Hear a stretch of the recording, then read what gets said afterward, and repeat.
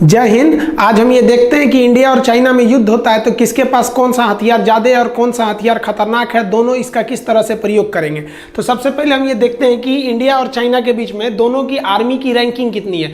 तो दुनिया में अमेरिका टॉप नंबर पे है, दूसरे नंबर पर रसिया और तीसरे नंबर पर चाइना आता है और चौथे नंबर पर इंडिया आता है। रैंक के हिसाब से ज़्यादा का अंतर नहीं है। अगर आप इंडेक्स देखेंगे तो ग्लोबल फायर पावर इंडेक्स में जिसका रैंकिंग जितना कम रहता है इंडेक्स में, वो उतना ज़्यादा पावरफुल माना जाता है। चाइना का कम है 0.6, इंडिया का 0.9। यहां आपको भले लग सकता है कि चाइना पावरफुल है, आगे देखते चलेंगे, जब तक पूरा नहीं देखेंगे आपको समझ में नहीं आएगा और आप भी चाइना के $10 बिलियन जो खर्च कर रहा है चाइना, उसी जाल में आप भी फंस जाएंगे। चाइना पूरी दुनिया के मीडिया में जो पैसे देता है रिश्वत के रूप में या अपनी प्रॉपर्टी को दिखाने के लिए, अपनी तारीफ कराने के लिए, अपनी क्षमता को दर्शाने के लिए, वो $10 बिलियन है। चाइना का जो सबसे बड़ा प्लस पॉइंट है वो उसकी इकोनॉमी है। उसका बजट बहुत ज्यादा है, $237 बिलियन, और हम लोग का बजट उसके आगे बहुत ही कम है। हमसे उसका रक्षा बजट 4 गुना ज्यादा है, $61 बिलियन है। इसमें हम एक डेडिकेटेड अलग से वीडियो बनाएंगे। यही हमारी इंडियन आर्मी के लिए सबसे बड़ा सरदर्द है, बाकी कोई टेंशन नहीं है चाइना और इंडिया से।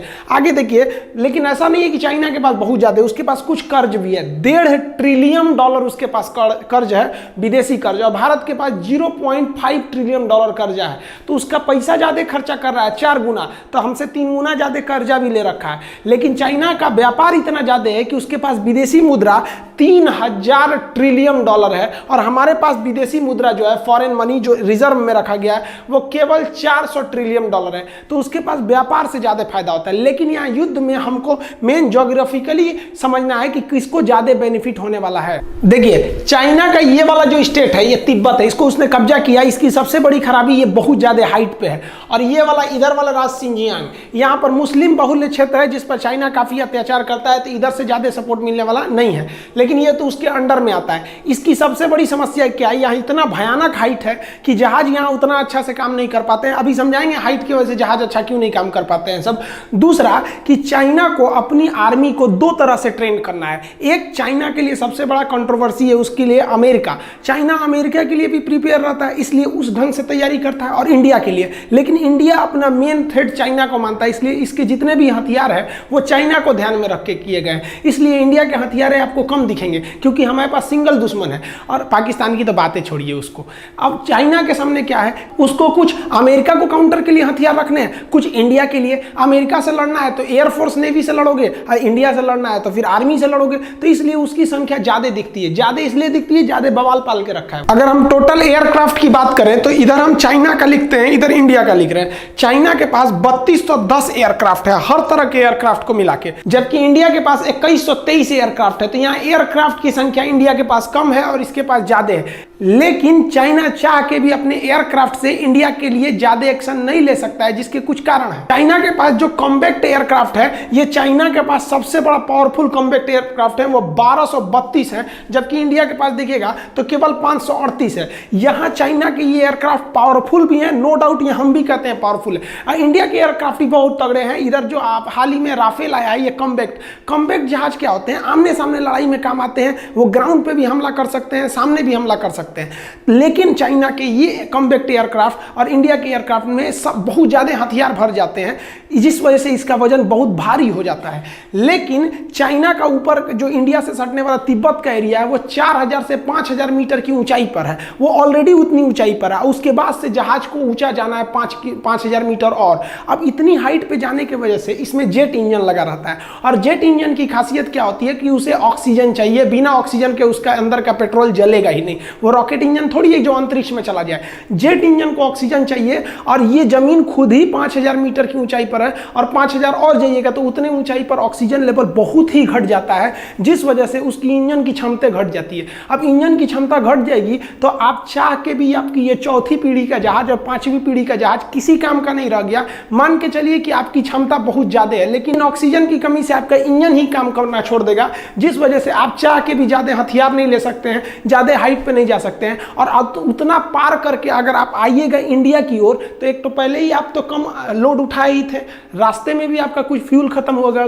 अब इंडिया की ओर ऐसे कोई पहाड़ वगैरह नहीं है। यहाँ की जो एयरफोर्स है वो भूखे मुंह बैठी हुई है। आइए, ये फुल कॉम्पैक्ट कैपेसिटी के साथ अपने 3rd और 4th जनरेशन के साथ ही आपके 5th जनरेशन की जहाजों की तुलना कर सकते हैं। तो यहाँ ज्योग्राफिकली ड्रॉबैक चाइना के साथ बहुत बड़ा है, ये उसके लिए सबसे बड़ा सरदर्द है। चाइना के पास जो अटैक एयरक्राफ्ट है ये काफी तगड़े हैं। इसका जो J-20 एयरक्राफ्ट है 5वीं पीढ़ी का, बहुत ही तगड़ा है। वो एक साथ 12 टारगेटों पर हमला कर सकता है, जबकि भारत का अटैक एयरक्राफ्ट सुखोई एक साथ 16 टारगेट पर हमला कर सकता है। ये 16 का 16 मारेगा। और ये चाइना के साथ यहाँ फिर एक समस्या ये हो जाती है कि चाइना को तिब्बत पार करके आना है, उसके बाद वो इंडिया पहुंचेगा। तिब्बत पार करने के बाद भी उसको 100-200 किलोमीटर उड़ान भरने के बाद ही वो इंडिया पहुंचेगा। तो अब वो उसकी क्षमता है 12 मारने की, उस पे से वो आधा लेके आएगा 6, तब ना यहाँ आएगा। यहाँ 16 लेके बैठा है। तो आप कितना भी तगड़ा एयरक्राफ्ट बना लीजिए, प्रकृति के आगे आप नहीं लड़ सकते हैं। युद्ध में ट्रांसपोर्ट बहुत बड़ा मायने रखता है।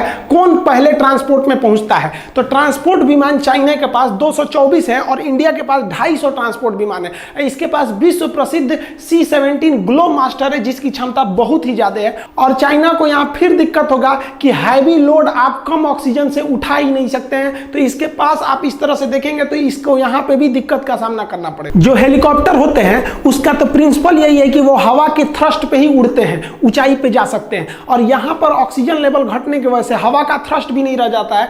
और चाइनीज हेलीकॉप्टर की संख्या ज्यादा है, 911 है, और इंडिया के पास केवल 722 हेलीकॉप्टर है। लेकिन यहाँ इंडिया भारी पड़ेगा, क्योंकि इंडिया के पास 2 बहुत ही घातक हेलीकॉप्टर है, जो मतलब बहुत हैवी हेलीकॉप्टर है। एक Mi-17 V5 और दूसरा चिनूक आ गया है। चिनूक के पास डबल डिस्क है। हेलीकॉप्टर के डायना को डिस्क कहते हैं। ये डबल डिस्क है, इसकी सर्विस सीलिंग ज्यादा है, लोड कैपेसिटी भी ज्यादा है। डिस्क मतलब डायना, सर्विस सीलिंग मतलब ज्यादा हाइट पे जा सकता है, क्योंकि 2-2 डायना है इसके पास, और ज्यादा चीजों को ये उठा सकता है एक ही बार में।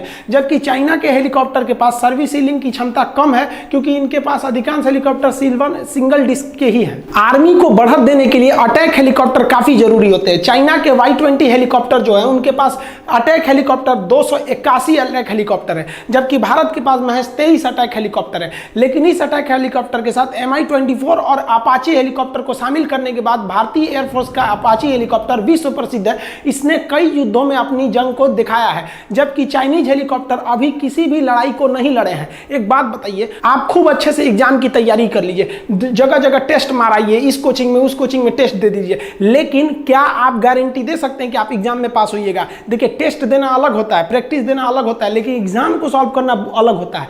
तो इन हेलीकॉप्टरों को युद्ध लड़ने का कोई अनुभव नहीं है, जबकि अमेरिका से आयातित ये Apache helicopter Afghanistan, Iraq, Libya, Syria हर जगह अपनी काबिलियत को दर्शा चुके हैं। दूसरा, इस हेलीकॉप्टर के अंदर सर्विस सीलिंग ज्यादा है, और इसका जो एमुनिशन, जो आगे गनर हथियार होता है, वो पायलट के डायरेक्ट आंख से अटैच होता है। जिधर पायलट देखेगा इसका जो बंदूक है वो उधर ही घूम जाता है, निशाना लगाने की जरूरत नहीं है। अगला एक और चीज कि ये 9 mm की बंदूक की गोली को भी झेल सकता है, और इसमें जो हॉट स्पॉट यानी मिसाइलों को लगाने की जगह है, ये इससे 3 गुना ज्यादा है। यानी हेलीकॉप्टर के मामले में अभी पूरी दुनिया में अपाची के आगे कोई नहीं टिक सकता है। और ये जो अपाची है ये एकदम नीचे नीचे उड़ान भर सकता है, जिस वजह से ये रडार में भी नहीं आएगा, और ये क्षमता इसके पास नहीं है। ओवरऑल चाइनीज जो एयरफोर्स है वो संख्या में आगे है, लेकिन उसके सामने एक प्राकृतिक समस्या, दूसरी उसकी टेक्नोलॉजी वर्ल्ड लेवल की नहीं है। हमारे पास कम ही है, लेकिन टेक्नोलॉजी ज्यादा है। और वैसे भी चाइनीज सामानों पे कितना भरोसा करते हैं, सोच चल गया तो चांद तक, नहीं चला तो शाम तक। अब बात करते हैं थल सेना की आर्मी के बारे में। तो जो टैंक्स हैं, देखिए चाइना के पास बहुत ही ज्यादा मात्रा में टैंक है, 35,000 टैंक है, लेकिन इसमें से आधे से ज्यादा ओल्ड डेटेड टैंक है, और चाइना का एरिया बहुत ही ज्यादा है, जिस वजह से उसको टैंक की ज्यादा जरूरत है। अब एक बात बताइए, भारत और चाइना की जहां भी सीमा लगती है वहां से पूरा पहाड़ है, ये पहाड़ पे टैंक चढ़ेगा यहाँ पे, तो इसकी ज्यादा जरूरत नहीं लड़ाई में दिखेगी। आप देखे होंगे आर्मी भी जो पहुंच रही है तो ज्यादा टैंक लेके नहीं पहुंच रही है वहां पर बॉर्डर पे, चाहे गलवान घाटी हो या लद्दाख का एरिया हो या सिक्किम हो या अरुणाचल प्रदेश हो। और इंडिया के पास जो T-90 टैंक है ये पूरे वर्ल्ड का बेस्ट टैंक है। अमेरिका का अब्राहम और यहाँ का T-90, भीष्म, T-72 और अर्जुन टैंक जैसे भारत के पास बहुत ही घातक टैंक है, वो 4000 की संख्या में टैंक है। इन टैंक की सबसे बड़ी जो खासियत है, इनमें इंफ्रारेड अपर्चर रडार है, ये छुप सकते हैं। दूसरा, इनमें जो टारगेट सेंसर सिस्टम दिया है कि एक बार अगर दुश्मन को टारगेट को सेट कर दिया गया, इसके जो ये बैरल जो नली है, तो उसके बाद से टैंक चलती भी रहेगी, जर्क करेगी, हवा में कूद जाएगी, तो उससे उस टारगेट को कोई फर्क नहीं पड़ता, वो अपना एडजस्ट कर लेगा। इसका मतलब ये हुआ कि इसका जो टारगेट है एकदम पिन पॉइंट है। लेकिन यहाँ इंडिया और चाइना दोनों के टैंक ज्यादा काम नहीं आएंगे।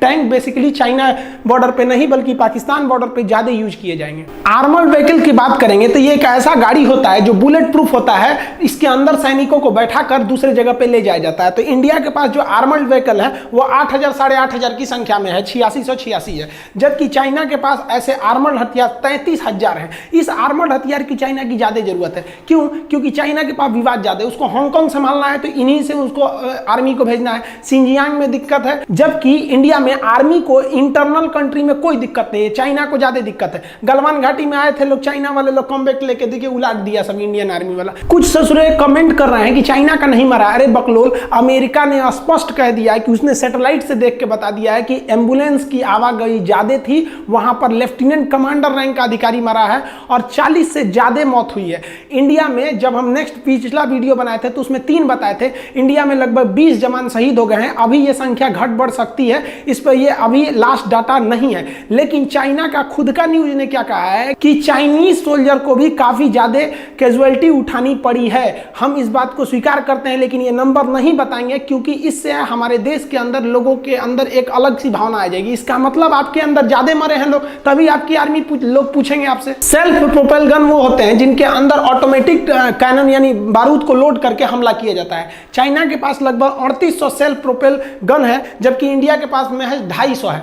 लेकिन हम आपको पहले भी बताएं कि पहाड़ी लड़ाई में ना टैंक काम आते हैं, ये सब काम नहीं आते। हाँ, तोप काम आ सकते हैं, रॉकेट काम आ सकते हैं, हेलीकॉप्टर काम आ सकते हैं, फाइटर, लेकिन ये सब उतने काम नहीं आएंगे। ये सब पाकिस्तान के लिए है सर। पाकिस्तान अब वैसे भी नहीं लड़ेगा हम लोग से। देखिए भारत की समझदारी देखिए, पहाड़ों पर तोप ज्यादा काम आते हैं जिसे हम फील्ड आर्टिलरी या फिर तोप कैनन कहते हैं। चाइना के पास 3600 ऐसे तोप हैं, जबकि भारत के पास 4000 हैं। तो देखिए भारत अपने जरूरत की चीज को रखा है क्योंकि उसे पता है कि पहाड़ों पर यही काम आएंगे। और भारत सरकार इतना बेहतरीन डिसीजन लिया था कि पहाड़ों पर इनको लेके कैसे जाइएगा उतनी ऊंचाई पर। तो हम जो आपको चिनूक हेलीकॉप्टर दिखाए, इस चिनूक हेलीकॉप्टर से इन फील्ड आर्टिलरी गन को उठा के आप कहीं भी रख सकते हैं। तो ये प्लस पॉइंट है हमारे लिए। पहाड़ों पर रॉकेट लॉन्चर बहुत काम आएंगे। यहां चाइना को बेनिफिट है कि उसके पास 2650 ऐसे मल्टी बैरल रॉकेट लॉन्चर है जो एक साथ मिसाइलों को, रॉकेटों को दाग सकते हैं, जबकि भारत के पास भी है। भारत के पास Pinaka multi barrel rocket launcher है, लेकिन इसकी संख्या महज 266 है। यहां भारत को एक निगेटिव स्थिति का सामना करना पड़ेगा। मीडिया के द्वारा, फेसबुक के द्वारा आपके ऊपर एक दबाव बनाया जाता है कि चाइना बहुत खतरनाक है, उसकी आर्मी ज्यादा है, घंटा आगे है। देखिए कैसे चाइना के पास जो एक्टिव आर्मी है वो 21 लाख है। आपको यह संख्या जरूर ज्यादा लगेगा, लेकिन भारत के पास एक्टिव आर्मी 14 लाख है। तो आप कहेंगे 14 लाख, ये 21 लाख। चाइना के पास जो रिजर्व आर्मी रखी गई है वो 5 लाख रखी गई है। तो 21 5 कितना हुआ? 26। और भारत के पास जो रिजर्व में रखा गया है फौजियों को वो 21 लाख है। 14 लाख उधर, 21 लाख इधर, टोटल 35 लाख हो गई। पूरी दुनिया में सबसे बड़ी स्टैंडिंग आर्मी भारत की है। लेकिन आपको कभी यह एहसास नहीं होने दिया जाता है क्योंकि चाइना $10 बिलियन खर्च करता है। आप कभी भी फेसबुक, व्हाट्सएप इस सब पे चाइना की कोई बुराई नहीं सुन सकते।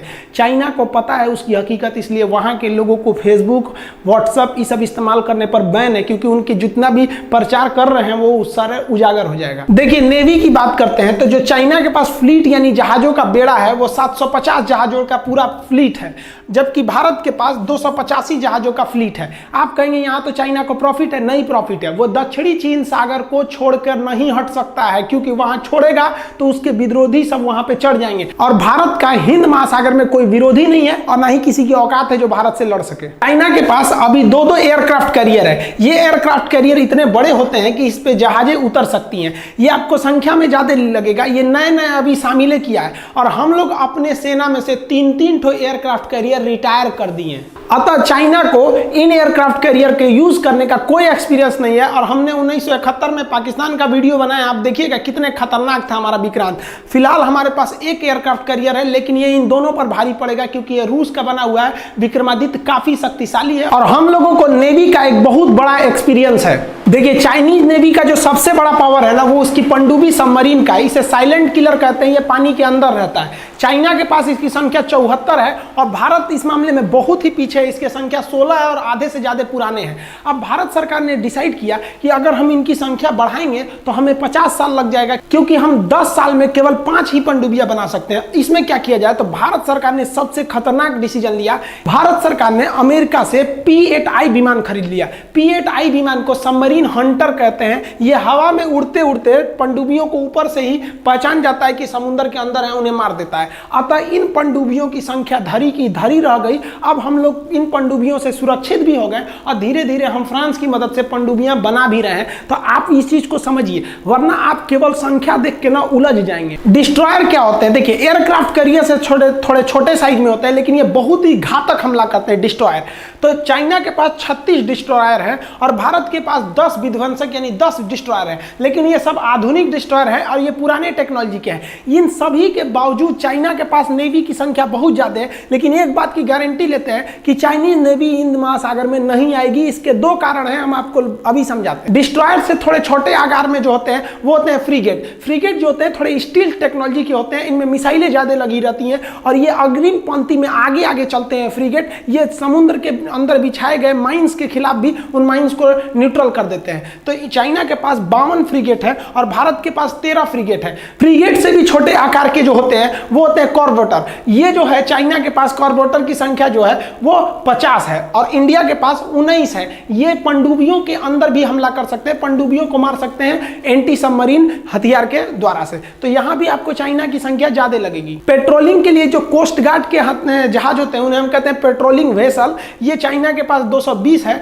और भारत के पास 139। ये क्या करते हैं? युद्ध में जो नेवी के जहाज घायल हो जाते हैं, जिसपे बम गिर जाता है, तो उसमें से इवैक्यूएट कराते हैं, लोगों को बाहर निकालते हैं, सैनिकों को। तो ये राहत के काम में बहुत ही महत्वपूर्ण भूमिका निभाते हैं। यहाँ दोनों में ज्यादा का डिफरेंस नहीं देखने को मिलता है। उसका कोस्टल एरिया भी चाइना का ज्यादा है। संख्या अधिक होने के बाद भी चाइनीज नेवी बहुत कुछ नहीं कर पाएगी, जिसका दो रीजन है। पहला रीजन समझिए, जैसे हम एक टीचर हैं, हम सब कुछ छोड़ सकते हैं, पढ़ाना नहीं छोड़ सकते क्योंकि उसी पर हम आश्रित है। हमको लोग टीचर के नाम से जानते हैं, हम वो कैसे छोड़ सकते हैं? तो चाइना सब कुछ छोड़ सकता है, व्यापार नहीं छोड़ सकता है। चाइना को एशिया का मरीज कहा जाता था, आज आगे कैसे चला गया? क्योंकि उसकी पूरी दुनिया में व्यापार है, पूरी दुनिया में उसके खरीदार हैं और इस सामान को पहुंचाने के लिए उसको हिंद महासागर में आना ही पड़ेगा। चाहे वो अफ्रीका में बेचे, यूरोप में बेचे, कहीं भी बेचे, तुमको यहां से जाना ही है हिंद महासागर में। और हिंद महासागर में तुम भारत से बैर करके नहीं जा सकते हो, तुम्हारा व्यापार चौपट होगा, इस बात की गारंटी है। दूसरा, अभी अमेरिका ने अपने 2-2 एयरक्राफ्ट कैरियर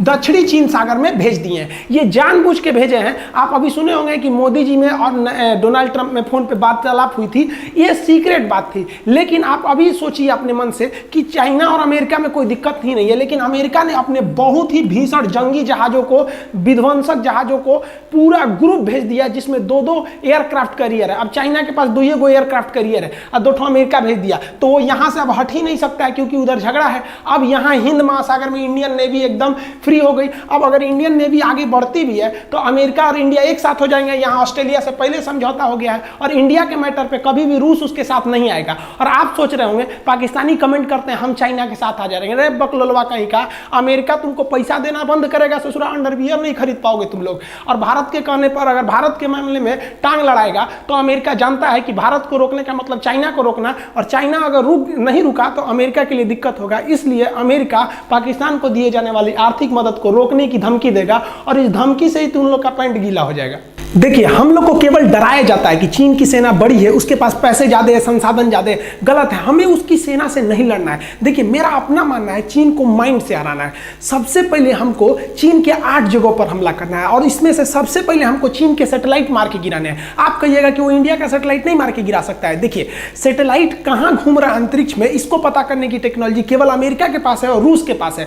भारत की सैटेलाइट की जानकारी रूस चाइना को नहीं देगा, लेकिन चाइना का सैटेलाइट कहां है इसकी जानकारी कासा और कास्टा समझौता हो जाने के बाद अमेरिका हर हाल में भारत को दे देगा। और इस जानकारी के आधार पर भारत अपने एंटी सैटेलाइट मिसाइलों से चाइनीज सैटेलाइट को मार के गिरा सकता है। एक बार जब ये सैटेलाइट गिर गए तो चाइना के 13 जो मिलिट्री सैटेलाइट आसमान में घूम रहे हैं, अगर ये सैटेलाइट गिर गए तो चाइना ऊपर से निगरानी ही नहीं रख सकता है कि भारत क्या कर रहा है, और उसके जो रडार है वो केवल छोटे एरिया को निगरानी कर सकते हैं। जो मिसाइलें एटमॉस्फेयर में घूम रही है उनको पकड़ सकते हैं, लेकिन बैलिस्टिक मिसाइल अंतरिक्ष से आ रही होती है, उसको मारने के लिए, उसको पकड़ने पकड़ने के लिए सैटेलाइट की जरूरत पड़ती है, और अगर चाइना का सैटेलाइट गिर गया तो हमारी जो मिसाइल, बैलिस्टिक मिसाइल अग्नि वगैरह चाइना में घुस जाएगी, तो चाइना को पता भी नहीं चलेगा।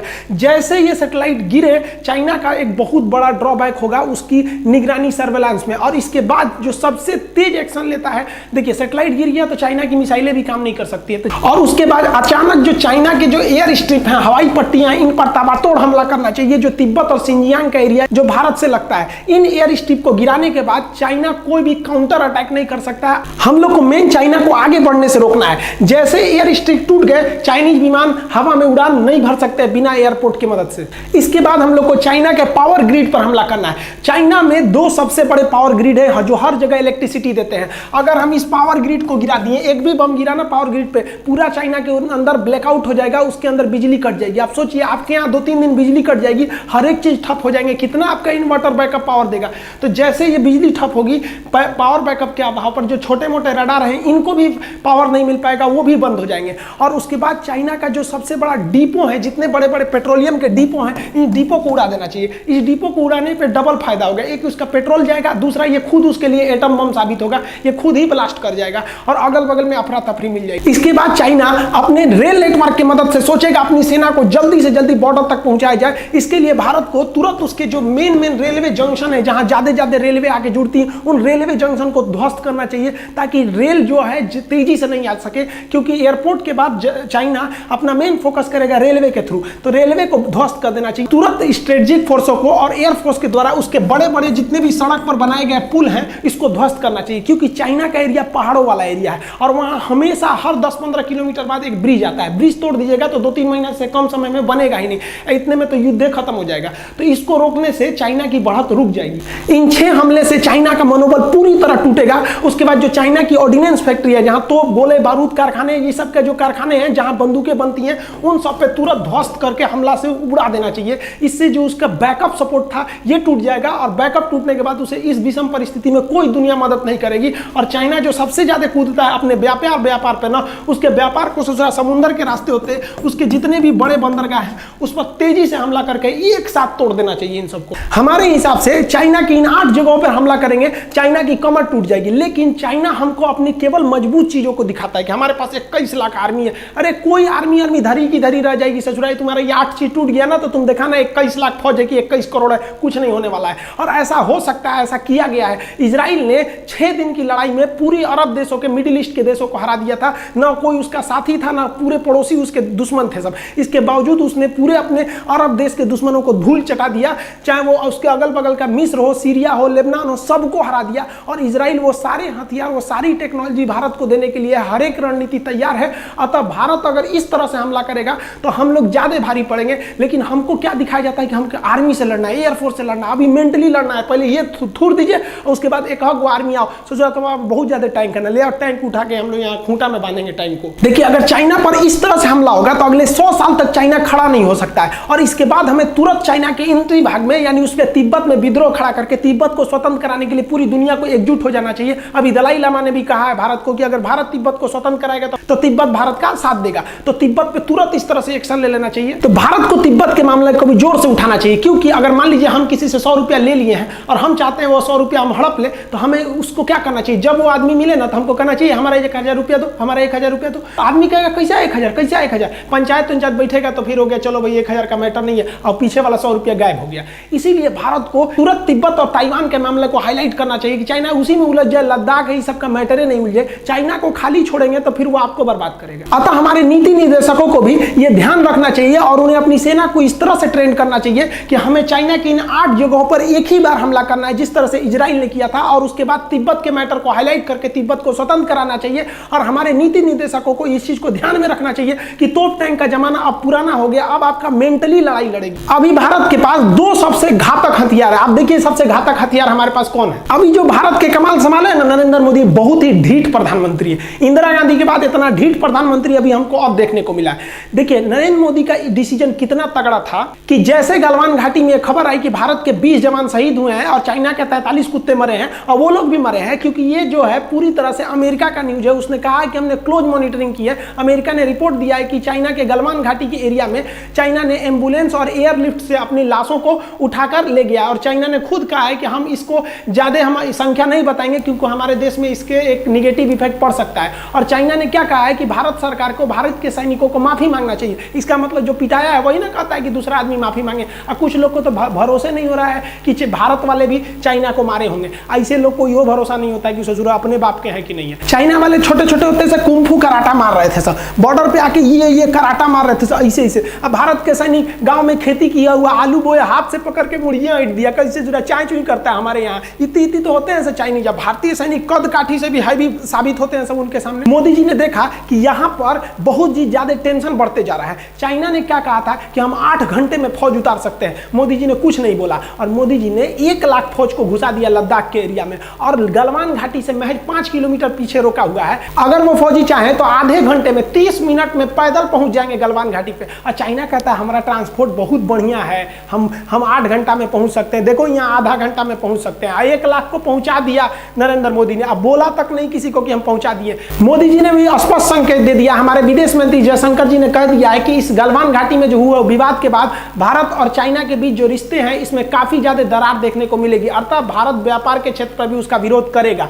और दूसरी जो बात है हम मोदी जी से कहेंगे अभी कुछ समय के लिए जो भारत के रक्षा मंत्री है ना वो योगी आदित्यनाथ को बना दीजिए। देखिए 1 महीना में ना पूरा का पूरा जो बॉर्डर डिस्प्यूट है ना साफे खत्म हो जाएगा। फिर चाइना नहीं कहेगा कि हमारा बॉर्डर डिस्प्यूट है। इस बात को मानिए। अभी वर्तमान में यही कुछ कर सकते हैं तो कर सकते हैं। हम आप ही से पूछते हैं एक बात बताइए ना, अभी जो स्थिति है तो हमारा कर्तव्य क्या बनता है? जो हमारा नेतृत्व कर रहा है हम उसके साथ में खड़े रहेंगे कि अभी याद करेंगे नेहरू ऐसे थे वो ऐसे थे? अरे हमको आपको सबको इस समय अपनी सेना के साथ अपने नेतृत्व के साथ एकदम खड़े रखना है। आपकी विचारधारा अलग हो सकती है, अलग पार्टी की हो सकते हैं, लेकिन अभी बॉर्डर पे जो चल रहा है हमको आपको साथ खड़ा रहना पड़ेगा, नहीं तो कटा जाएंगे लोग एक एक करके। क्योंकि जब चाइना घुसेगा ना काटना चालू करेगा तो नहीं देखेगा कि आप किस धर्म के, किस जाति के, किस पार्टी के रहने वाले हैं। बंदूक किसी के सीना नहीं पूछ के जाती है कि तुम हिंदू हो कि मुसलमान हो कि किस जाति को, काट के रख देगा एक साथ। इसलिए अभी भी समझ जाइए अभी भी हमको अपनी सेना के साथ सरकार के साथ डट के खड़ा रहना है। जब ये मामला खत्म हो जाएगा तो हम एक एक सवाल पूछेंगे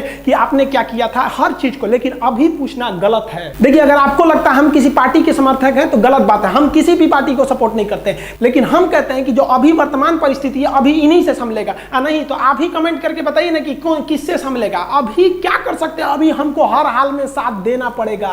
देखिए इस वीडियो में हम मिसाइलों के बारे में ज्यादा चर्चा नहीं किए क्योंकि वीडियो काफी लंबा हो जाता। अभी हम केवल दोनों की क्षमता की तुलना कर रहे थे, ना कि उनकी स्पेसिफिकेशन की। बाकी अगर आप कहेंगे तो हम cruise missile, ballistic missile, supersonic, subsonic, surface to surface, LRSAM, ये सब क्या मिसाइल होती है, इसमें क्या अंतर है, इसको समझा देंगे। साथ ही दोनों देशों के जो जहाज है या जो हेलीकॉप्टर है या जो भी फाइटर प्लेन है उसको 1 to 1 रख के तुलना भी कर सकते हैं कि इसका डिस्क कैपेसिटी कितना है, इसकी सर्विस सीलिंग कितनी है, इसमें हॉट स्पॉट कितने जगह पे लगाएंगे, इसमें किस तरह का रडार है। इस सब के बारे में भी अगर आप कहेंगे तो हम एक अलग वीडियो बना देंगे जिसमें हम एक एक चीज की तुलना करा देंगे। अगर इसमें करते तो वीडियो 4 घंटा का हो जाता, काफी लंबा हो जाता। हमारे हिसाब से भारत को भी इजराइल की नीति अपनानी चाहिए। बाकी आप क्या सोचते हैं? क्या चाइना के 8 जगहों पर हमको टारगेट लेकर रखना चाहिए कि नहीं, कि रातों रात हम हमला कर सकते हैं या नहीं? आपको क्या लगता है कि उन 8 जगहों पर हमला करने के बाद क्या चाइना खड़ा हो सकता है?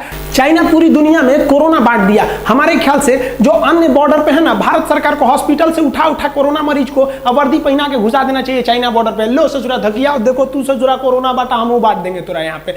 चाइना शराफत से सुधरेगा ही नहीं। आपको क्या लगता है? आप कमेंट करके बताइए। मिलेंगे हम लोग नेक्स्ट वीडियो में, तब तक के लिए जय हिंद।